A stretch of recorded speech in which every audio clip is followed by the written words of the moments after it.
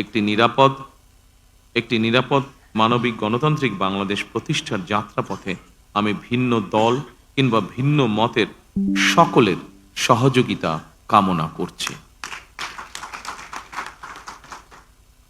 বিশ্বের সকল গণতান্ত্রিক শক্তি, সকল প্রবাসী বাংলাদেশী এবং দেশের স্বাধীনতাপ্রিয় জনগণের প্রতি আবারও বিজয়ের অভিনন্দন এবং ধন্যবাদ জানিয়ে আমার সবচেয়ে সুস্বাদু হালিম রাঁধুনি হালিম। হালিম হোক রাঁধুনি হালিম। বক্তব্য শেষ করছি। আল্লাহ হাফেজ। বাংলাদেশ জিন্দাবাদ।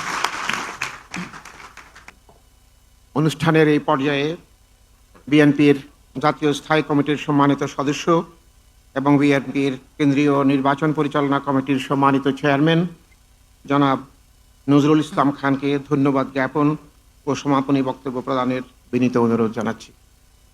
ধন্যবাদ। বিসমিল্লাহির রহমানির রহিম।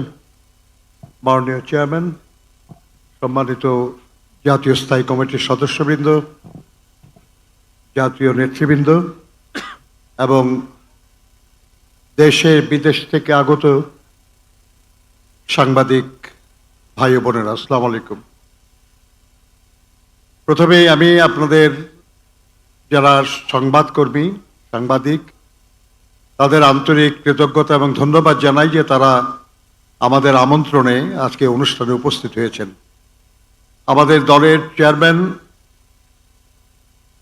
নির্বাচিত হওয়ার পরে এই প্রথম জনগণের সামনে আপনাদের মাধ্যমে উপস্থিত হয়েছেন এবং তার বক্তব্য রেখেছেন।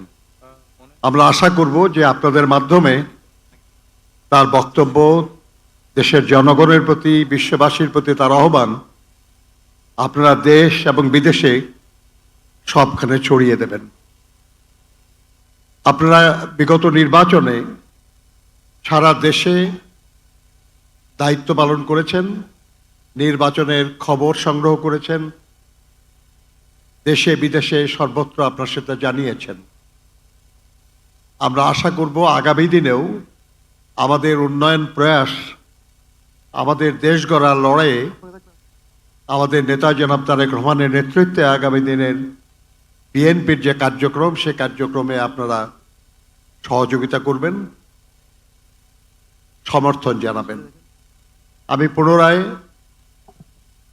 আমাদের এই প্রেস ব্রিফিংয়ে উপস্থিত হওয়ার জন্য আমাদের বিদেশি সাংবাদিকবৃন্দ এবং আমাদের দেশের সাংবাদিকবৃন্দকে আন্তরিক কৃতজ্ঞতা এবং ধন্যবাদ জানাই। We are especially grateful to our journalists coming from abroad to cover the 13th parliamentary election in Bangladesh, and we thank you very much for attending this briefing. Thank you.